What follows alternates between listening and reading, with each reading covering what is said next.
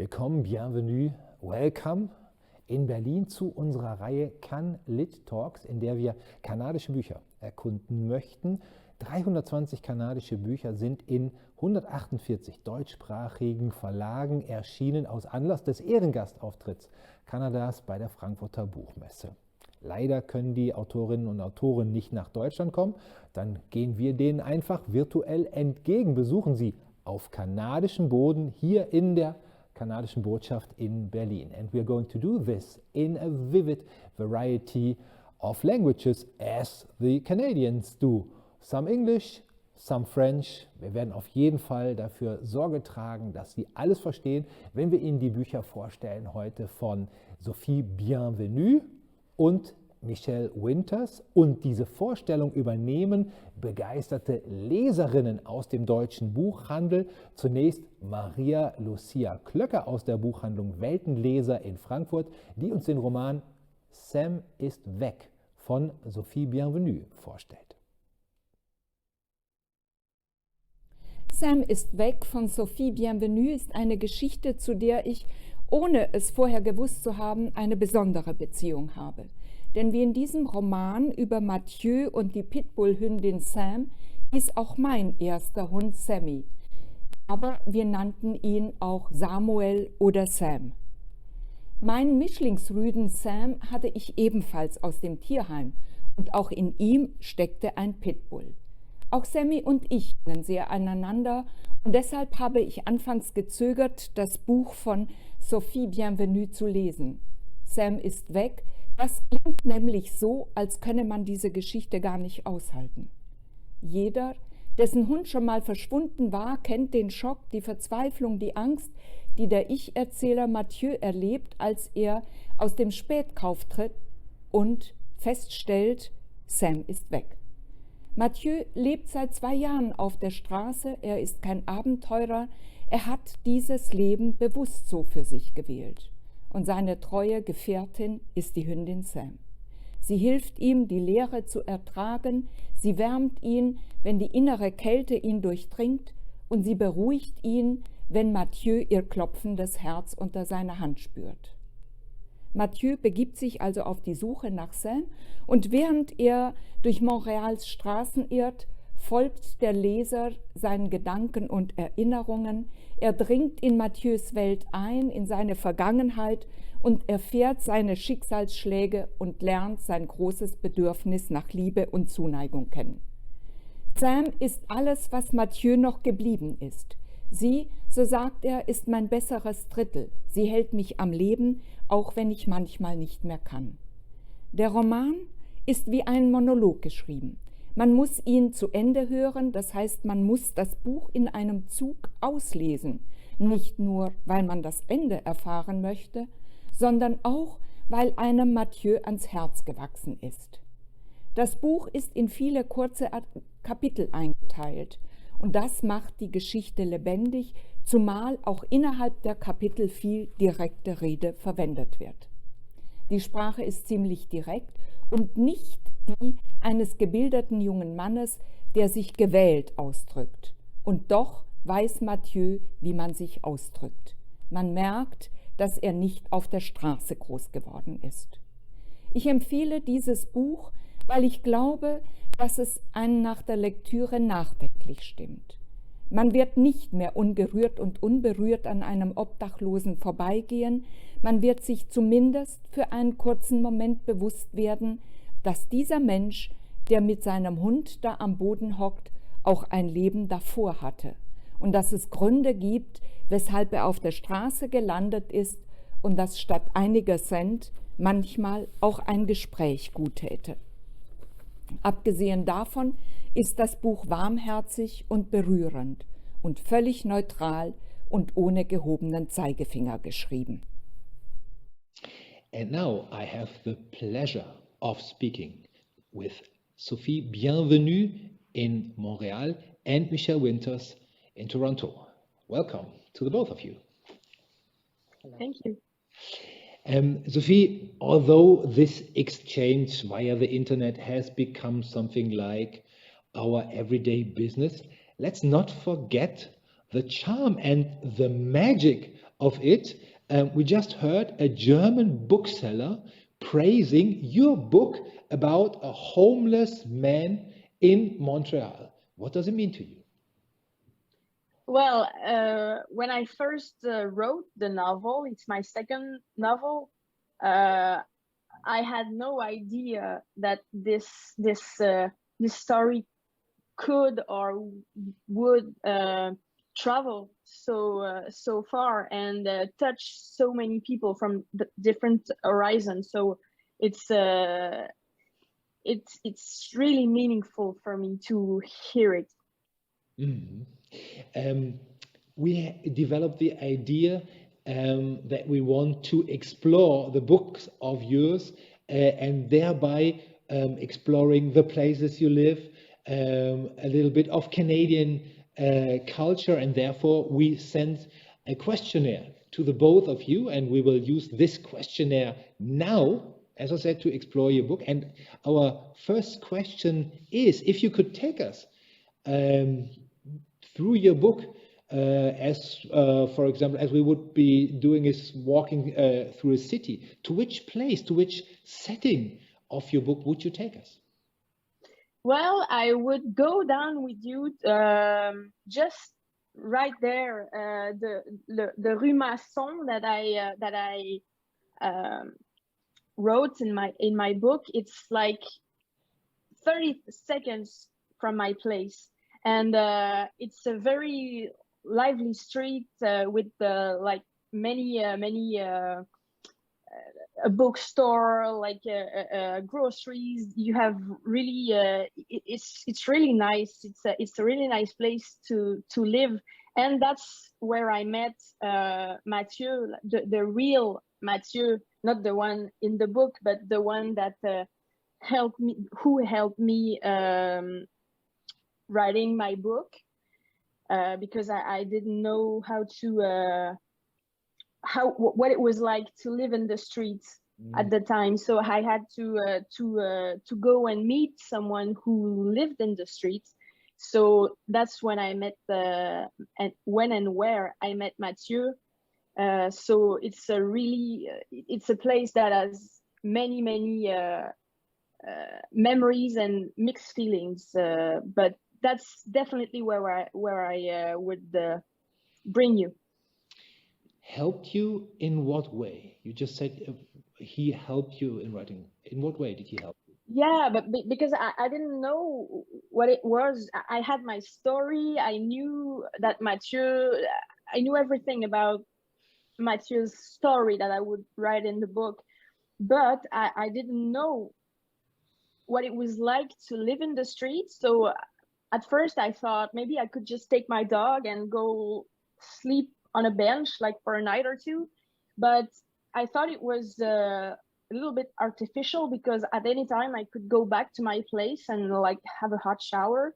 So I used my my very thin experience as a journalist, and I go and I asked a guy who lived in the street who had a dog that I met, just said hi like quite a few times before it, and I asked him to share with me what it was like for him to live in the street with the dog and stuff, and we saw each other like 10 times maybe to do that, and I can say now that we became friends, and we came to have an importance in each other's lives that we didn't know we had at the time. So it was a really precious relationship. Your book tells the story of Mathieu, a homeless man who one day discovered that his female pit bull dog Sam has disappeared, and he tries to find the dog walking the streets of Montreal. And while he's doing so, we learn about his past, the reasons why he ended up being homeless. And there is I would say, limited set of characters. Which book, which character in the book would you describe to be the typical Canadian, and why? Oh my God, I think well, Mathieu is typically a Quebecer, but is there? I will ask you the question: is there such a thing as a typical, like, Canadian or Quebecer? That's difficult for me to answer that, because it is so diverse. Like here in Montreal, it's more diverse than in the rest of Quebec. But to play the game, I would say that Mathieu is a typical Quebecer, and that's why I was very attentive. I don't know if it's the right way to say it, but to the language that I used for him, for him to be more like typical Quebecer. I understand this. Reading your book, I had the feeling that it derives a lot of its language from the spoken language. Yes, totally. It's a spoken language from A to Z, because it's like when you read it, you're in Mathieu's head. So he thinks like a guy who did not go to school very long, and yeah, as I said, a typical Quebecer. Yeah, I reading your book, I realized that this question about what is typical Canadian in your book would not leave that far, because Mathieu is a character which gives you the feeling, okay, it only takes a short line of misfortunes, and what happens to him can happen to each and every one of us. Was this an idea you wanted to stress with this story of a homeless man? Well, at first, I wanted to talk about dogs. That was my first idea about this book. I wanted to try and give pit bulls less of a bad rap. So that, because I had two at the time, now I just have one.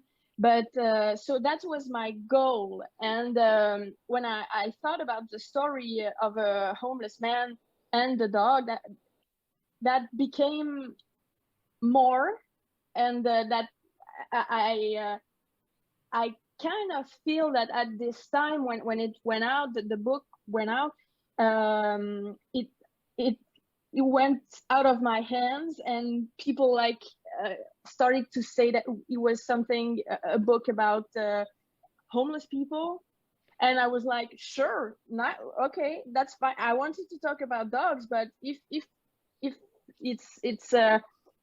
it helps people to acknowledge and to realize that, as you said, it could happen to any of us, that's fine for me.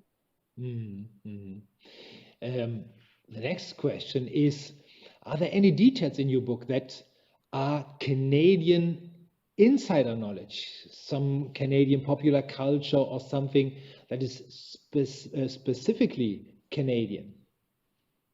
Something maybe that would be worth a footnote for German readers. Well, there's a song about, if I remember correctly, about Leonard Cohen, but like everybody knows him. But it's nice to know, I don't think everyone knows that he's from Montreal originally. So there's that. And I don't have anything else, because I feel that, and I see it because now it's translated in English and in German, and I feel that the the story, except from the location, like as I told you, Montreal, that is a kind of a character in the book, the town, the streets and stuff. But I feel that it's a book that you can read and feel like it's you, feel like it's home, feel like that it's around you, it happens around you. So I don't feel like there's something really Québécois about it. Mm. But now we learn a new word, Québécois. After your book has been published in Canada, were there any comments in the reviews or any comments of readers which were particularly important to you? Yeah, there was. Well, I just told you that at first I didn't want particularly to speak about homeless people. That it was kind of a vessel for me to talk about dogs.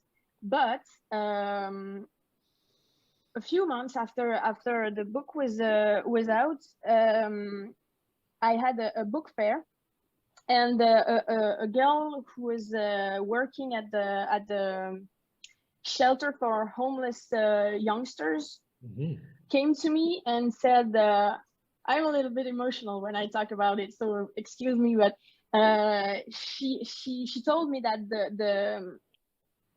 the guy, the youngs that who lived in the streets, so that's my kid, so the young people that lived in the streets, sorry about that. Don't worry. We all have kids, you know, that's... Yes. That they were exchanging the book and with notes in it, in the margins that said like, oh, don't read it if you're sad. So watch out. The next part is a little dark. So wait for it if you're sad, and comments for others. And the book is like very thin and it doesn't have a cover anymore because like it has been in the hands of like maybe 50 people who don't read it's not people who like go to the library and pick up a book, so they just the same book goes from hand to hand, and it's very precious for me to know that.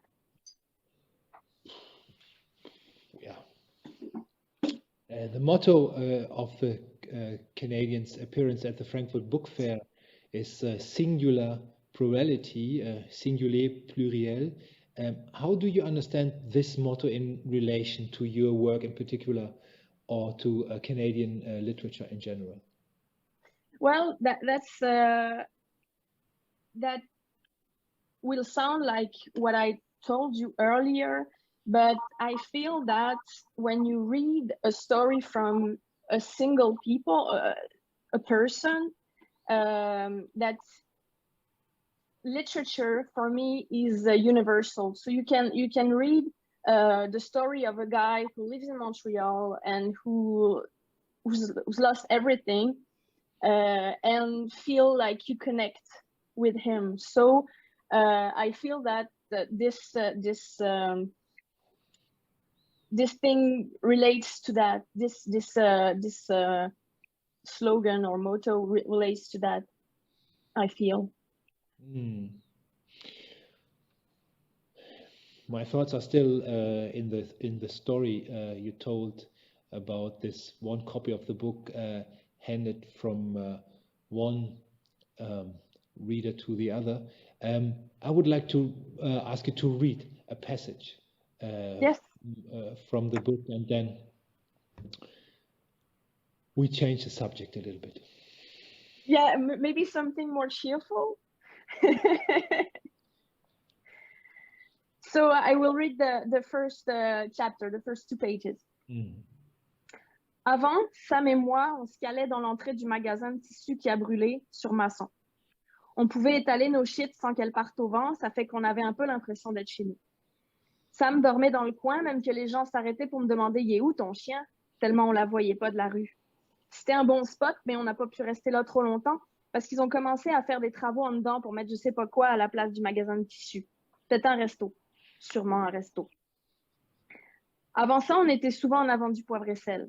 C'était un bon endroit, mais justement trop. Une fois, on était même 4 à quêter. Moi puis Sam, le vieux avec sa casquette, le gars avec sa guitare puis son chien loup, et un petit noir qui vendait du chocolat pour son école. Évidemment, le kid nous clenchait tous, fait qu'on s'est tanné et on a voulu aller prendre une pointe de pizza en mettant toute notre cash ensemble. Le vieux a essayé de nous crosser, l'autre gars s'est énervé après. Le gérant de la place nous a chassés en menaçant d'appeler la police.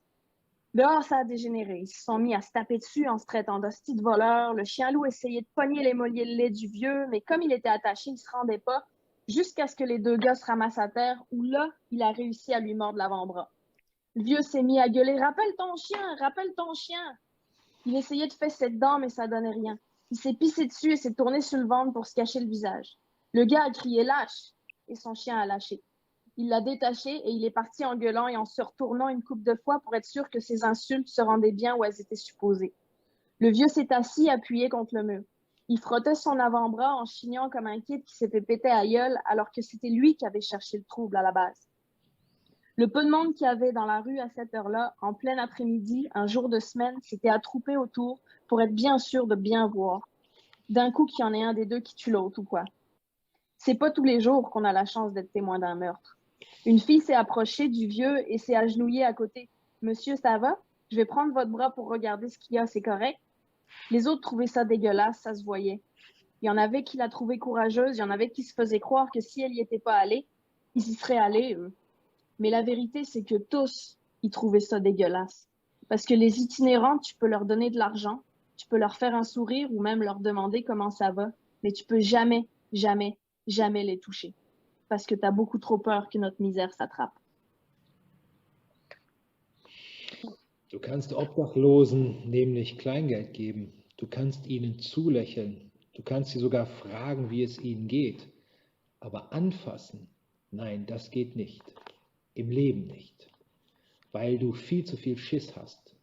Unser Elend könnte ansteckend sein. Das ist die Stimme von Mathieu, die in ihrer Traurigkeit, aber auch in ihrer Trotzigkeit wunderbar ins Deutsche übersetzt worden ist von Sonja Fink und Frank Weigand in dem Roman von Sophie Bienvenu. Sam ist weg. Thank you, that was very impressive. And as I say, we changed the subject a little bit because now, as we are broadcasting this program on International Women's Day, the 8th of March, I welcome back into our talk now Michelle Winters, and I want to point or explore the subject of feminism a little bit. What would you say? What was the first time when you in your lives came across ideas of feminism? Michelle. I think it happened fairly early. I remember being a girl and starting to understand that I wasn't, that you're even with boys to a certain point, and then you're like, oh no, we can't do the same things anymore. And I got very angry about it very young. I was probably 5. And then I can remember as things got more uneven, I started fighting with boys. I started competing with boys. I can remember racing a boy on figure skates. I was wearing figure skates and he was wearing speed skates, and I would not let him win. It happened very young, and it's not slowing down. What about you, Sophie? Well, I was born in Belgium, but I grew up in France, and I arrived here in Quebec. I was 21, and for me, being French, feminism was like a curse word. So it's nearly 20 years ago, and so for me, when I arrived in Quebec, and I must say here in Quebec, the situation of women is much better than in France. But it was not normal for me to see that. So I thought that, my God, here women are the boss, and that's what I felt. So feminism for like maybe 10 years for me was like, I didn't see the point. So, maybe 10 years after that, I started to learn more about feminism and to see the discrepancies and the differences that are still here in the Quebec society, but more in France when I look back. And that's when I started to read and to learn about feminism, and looking back to my past, to see what Michelle just described that I didn't see before, because it was normal for me that, I was a girl. So if I wanted to do something for the boys, like it was not normal, but that was normal for it not to be normal. So, maybe 10 years ago, I started to read and to learn. And now I must say that I am quite the feminist. So it's for me, it's like Simone de Beauvoir said her most famous quote: "One does not been born a feminist, one becomes it." I don't know if I'm translated okay, but for me that was it. That was that. We can take an easy way of going deeper into this idea of feminism by exploring a little bit more of Michelle Winter's book, I Am a Truck, which is now going to be presented to us by Stefanie Cravel from the bookshop Lesesaal in Hamburg. Hi, mein Name ist Stefanie Cravel von der unabhängigen Buchhandlung Lesesaal in Hamburg. Ich freue mich heute, das Buch Ich bin ein Laster, auf Englisch I'm a Truck, von Michelle Winters vorzustellen. Letztes Jahr erschien im Wagenbach Verlag in der kongenialen Übersetzung von Barbara Schaden. Es ist erschienen, also im Rahmen der Neuerscheinungen, für Kanada als Gastland auf der Frankfurter Buchmesse. Worum geht es? Die Protagonistinnen sind Agathe und Régent Lapointe. Ihre Geschichte spielt in den 70er und 80er Jahren im kanadischen Arkadien. Sie stehen kurz vor der Feier ihres 20. Hochzeitstages, als plötzlich der heißgeliebte schwarze Chevrolet Silverado von Régent verlassen am Straßenrand steht. Agathe trauert und lässt sich auf dies und das ein, hat Spaß mit ihrer Kollegin Debbie, macht ordentlich auf englischen Rock'n'Roll und baut auch eine Beziehung zu Martin Bureau auf, der wohl der einzige Freund von Régent ist und vielleicht weiß, wo sich oder was mit Régent passiert ist. Mir hat besonders gefallen, dass die Kapitel abwechselnd im Jetzt und das Davor die aktuelle Situation beschreiben und den Hintergrund liefern. Das macht die Geschichte rasant und spannend. Es geht auch um den Clash der anglo- und frankophonen Kultur in Kanada. Besonders ist dabei, dass die Übersetzerin Barbara Schaden manche Sätze stehen gelassen hat in der ursprünglichen Version. Zum Beispiel J'ai besoin d'un gun. Ich brauche eine Waffe. Es geht um Chevy und Ford, es geht um französischen Folk und englischen Rock, immer wieder pointiert und mit hintergründigem Witz. Michelle Winters gelingt hier eine atmosphärische Geschichte über die Möglichkeiten und Unmöglichkeiten von Liebe und Loyalität, originell erzählt mit Humor und Spannung. Passend vom Verlag angekündigt, eine Kriminalliebesgeschichte voller lustiger Begebenheiten und kurioser Wendungen. Tschüss! Stefanie Krawel von der Buchhandlung Lesesaal in Hamburg.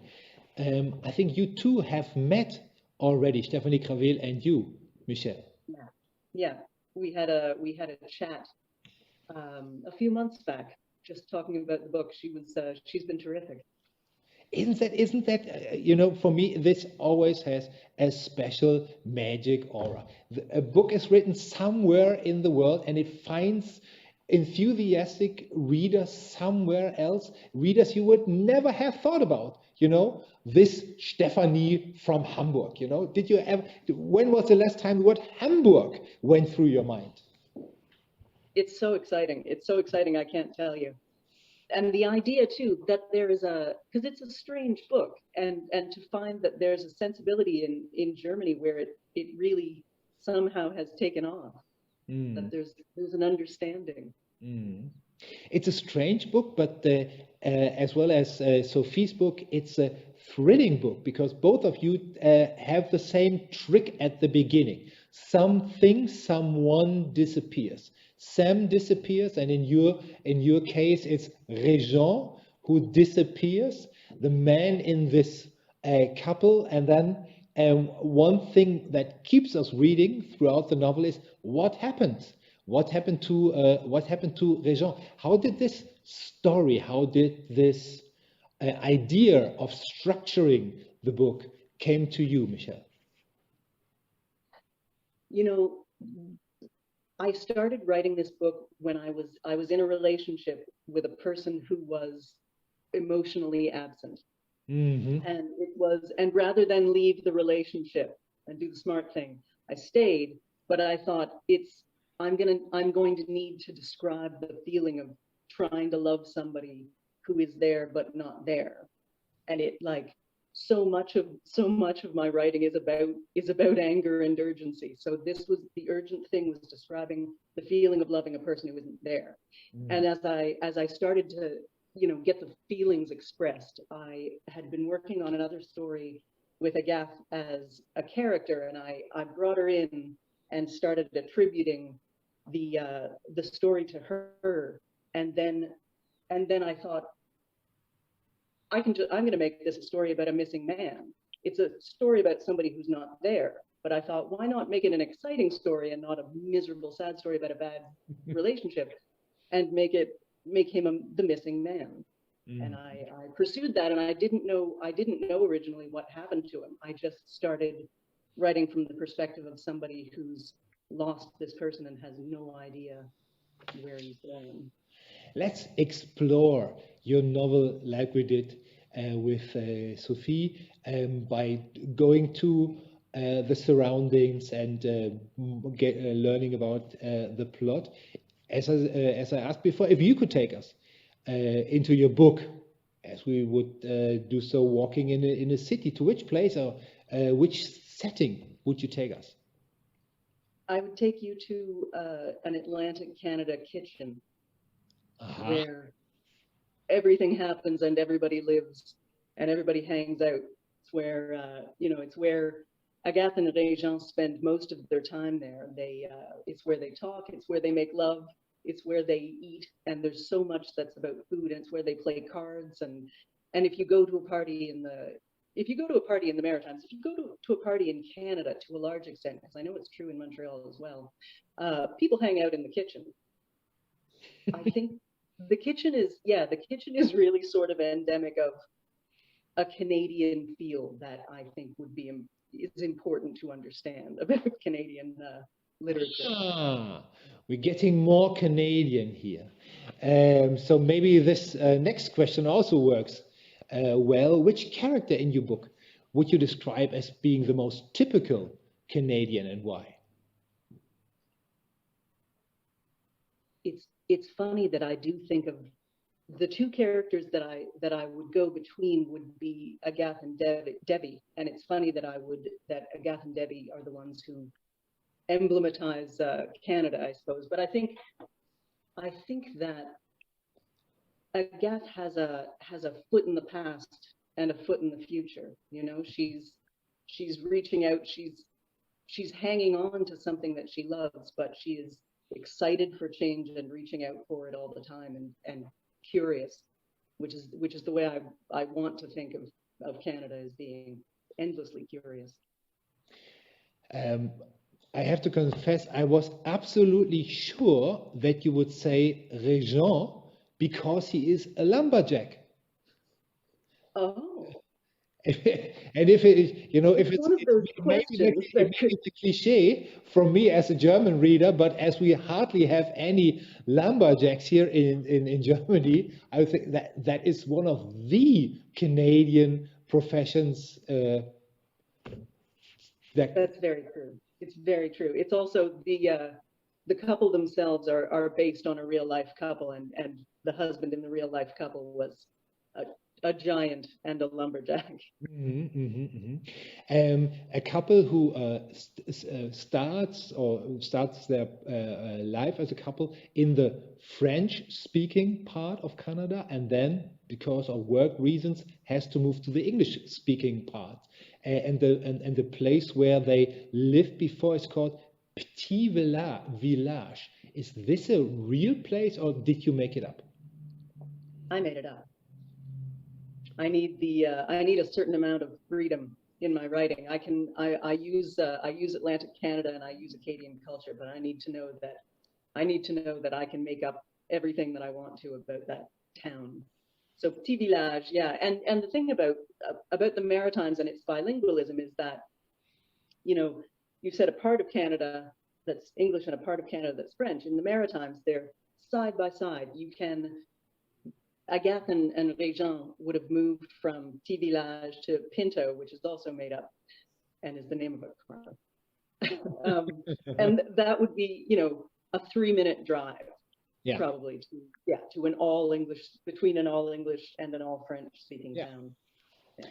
And that would even be the best use of a footnote, wouldn't it, to explain to non-Canadian readers this closeness of these villages, towns, and so on. That's an excellent point. That I would. To a non-Canadian reader, I would want them to understand the cadence of the speech and the layout of the land. Okay, if I'm not wrong, I answered 2 of your questions. Let's come back to the question: is there a word, a special expression, a phrase, a sentence in the book that immediately comes to you when you think about your book? Yeah. There's a line that I had to cut. There's a lot of lines that I had to cut. This was as my first novel. It started very bulky and it became very lean. But one of the lines that I had to cut was a line about Debbie that said that nothing could stop her steamroller progress into the yonder.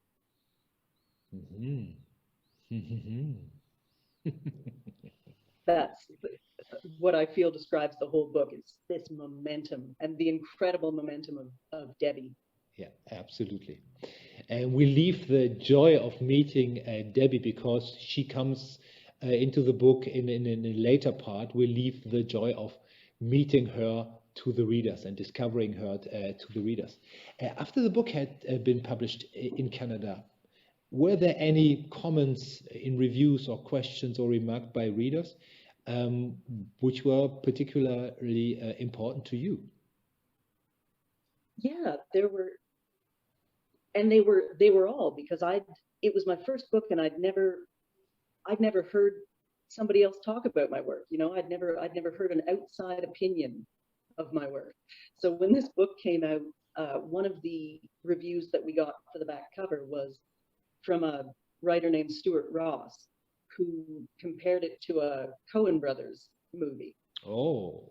Yeah, and coming from writing it where I'm thinking about them internally. I'm thinking about their motivations and feelings, and to have somebody take it out and look at it from that perspective, that it's this adventure that I really didn't see from my perspective. Talking about this labels or mottos, the motto of the Canadian appearance at Frankfurt Book Fair is, as we all know, singular plurality. How do you understand this motto?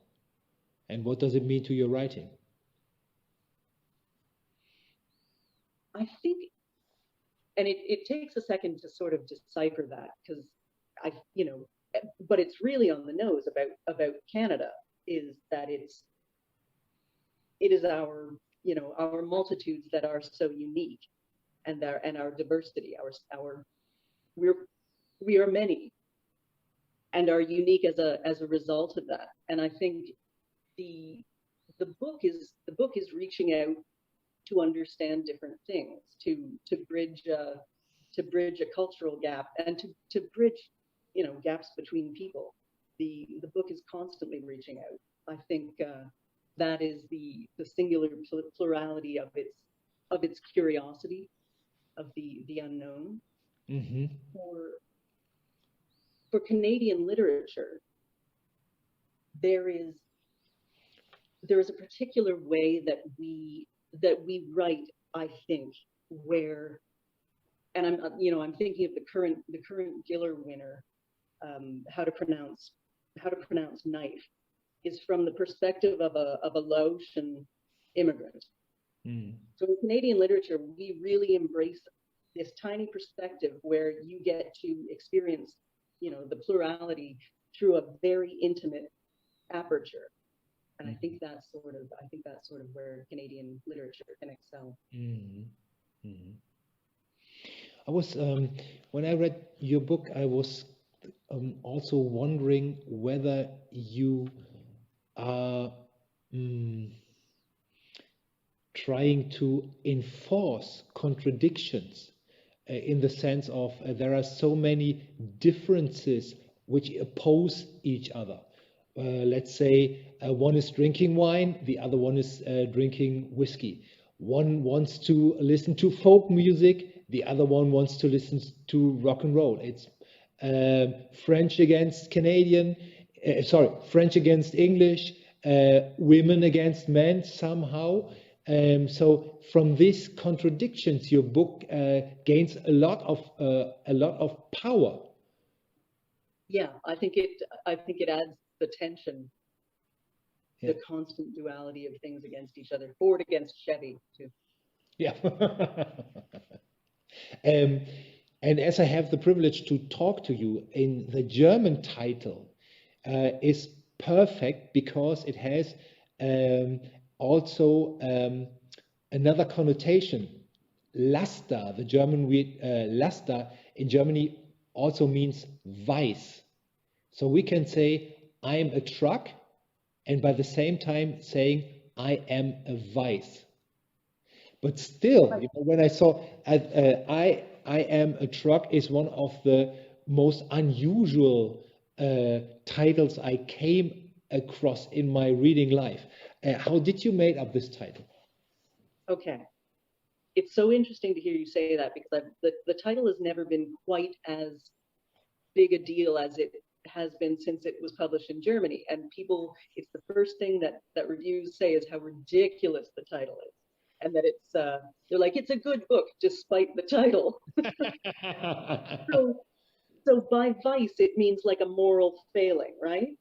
Like it's more a failing, but also it has, when you're talking about Agathe and Regent, who are together for 20 years, but still enjoy the sex with each other. This is also adding to this. Oh, this is a very special couple. Isn't that funny? And in English, like the way I came up with it is, it was a very hard book to title. It's a book about resilience, first and foremost, and but also a book about rock and roll, and also a book about trucks. So I found a song, like an old trucking song, called "I Am a Truck," which was the perfect title. So may I also ask you to read a little bit from your novel to let us go into the original sound of it? Absolutely.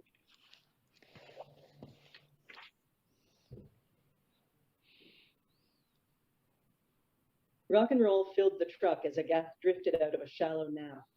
She smiled as she reached out for Régent, thinking he had changed his mind and put the music on for her, but she touched only his empty seat. The smell of toasted buns let her know that they were at Lobster Shack. Régent must have felt bad about the radio squabble and was buying her a lobster roll. There was a roadside stand for lobster rolls every few kilometers in Pinto, but Lobster Shack was her favorite. She kept her eyes closed and concentrated on the music she now realized was coming from the vehicle parked next to them.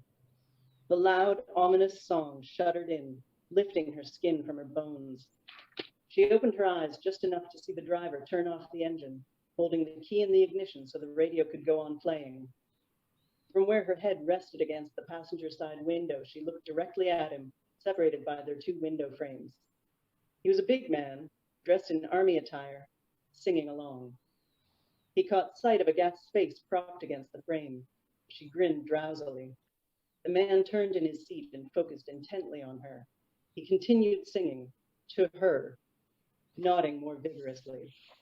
The song had built to a peak. He pointed for her to sing with him, sing for the years, sing for the laughter, sing for the tears. She laughed despite herself and her palms started to sweat. The drums announced something momentous, and the man held up a fist and sang for her to dream on until her dreams came true. Agathe laughed helplessly. She glanced at the driver's side mirror and saw Régent at the counter of the Lobster Shack up the hill. The man sang still higher, and as he did, he spread his fingers and let the song flood through, as though he had been holding it in his clenched fist, his voice disintegrating into an animal shriek. It was then she saw the dust kicking up behind Régent in the rearview mirror. Hey, va-t'en, she hissed, waving the man away with both hands. The man spread his palms in the same theatrical way he had with the pointing, and made a mock hurt face. Allez-y, she rasped more loudly. Il va te tuer. The man reacted to the change on her face and turned to see what caused it. Go, she shouted. At the sight of Régent's thunderous approach, the man threw the truck into gear, playfully shaking a scolding finger at Agathe. He peeled out of the lot, pointed meaningfully back at her, and raised his fist in the air. Régent slapped both hands against the door frame. Agathe, qu'est-ce qu'il t'a dit? Oh, Régent, she said, c'était un psycho. J'étais tellement scared, mais il est parti, il est parti. Régent reached through the window and gathered her up in his arms, and Agathe tried not to smile as she watched the man disappear down the road. Thank you very much. Und was diese Episode mit dem spurlosen Verschwinden von Régent von einem Tag auf den anderen zu tun hat, das lesen Sie in der Übersetzung von Barbara Schaden. Ich bin ein Laster, Michelle Winters, erschienen im Wagenbach Verlag. And while I'm holding up your novels, a last question of mine. If a bookshop in Germany is decorating its shop windows, with which other Canadian authors would you like to be decorated, the bookshop being decorated next to your book? Michelle, what other books should surround yours? Canadian books. It's all aspirational, of course, because I would like to believe that my book could be next to Bear by Marian Engel, which is a wonderful book. Bear. There's a book called Idaho Winter by Tony Burgess that I think is one of the strangest, most wonderful things I've ever read. And Barbara Gowdy, We So Seldom Look on Love. What about you, Sophie?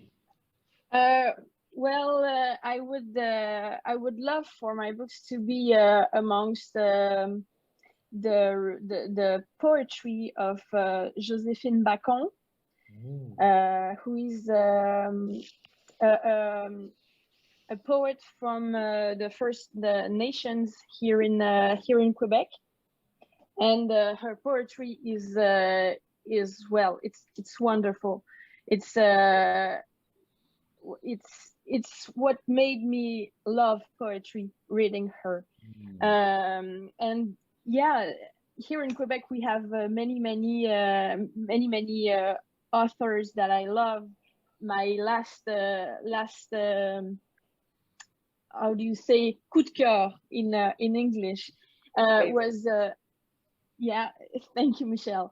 Was Là où je me terre from Caroline Dawson, and I really hope that for German readers that it will be published in Germany, because it's one of the best books that I read in the last year. Also meine Damen und Herren, ich hoffe, wir haben Ihnen damit ein bisschen Arbeit abgenommen, dahingehend, dass wenn Sie Buchhändlerin oder Buchhändler sind, dann wissen Sie jetzt dank der Fingerzeige der beiden Autorinnen, wie Sie Ihre Schaufenster dekorieren können. Und wenn Sie einfach nur großartige Bücher suchen, wissen Sie ja, die beste Dekoration für einen großartigen Roman ist, einfach den nächsten daneben zu legen. Und hier haben Sie zwei wirklich fantastische Bücher, mit denen Sie wunderbare Lesestunden verbringen können. Thank you very much to Montreal and to Toronto, and we hope that we're going to see you in Frankfurt in the fall. We surely do hope so. Thank you very much, and thank you for the pleasure I had reading your books. Thank you.